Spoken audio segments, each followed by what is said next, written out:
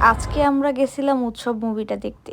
মুভিতে দেখতে গিয়ে হলের ভিতর যেটা দেখলাম, মানে পুরা হল ভর্তি লোকজন, এত লোক, মানে কি বলবো, একদম পুরা হাউসফুল হলটা, মানে লোকজন দিয়ে ভরা, এত লোক, মুভিটা এত জোশ, সব মানে মানুষ দিয়ে ভরা। এরপর শুরু হলো আমাদের মুভি দেখা। আলটিমেটলি মুভিটা অনেক ভালো ছিল মোটামুটি। প্রথম দিক থেকে আর্ট ফিল্ম তো তেমন একটা ইন্টারেস্ট ছিল না। পরে যখন আস্তে আস্তে মুভিটা দেখা শুরু করলাম, ভালোই তো লাগতেছিল। এরপর আমার সব থেকে ভালো লাগছে হচ্ছে জয়া হাসানের মানে অ্যাক্টিংগুলো।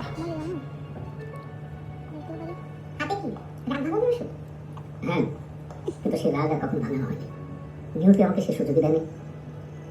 রং তামাশা আমার দেখতে ইচ্ছা করতেছে না। আরে রং তামাশা দুনিয়ার সবচেয়ে বড় কঠিন সত্যি কি জানেন? মৃত্যু। সেটা ডাক্তার কাছে করছে। যা করছে সব পছন্দ করছে।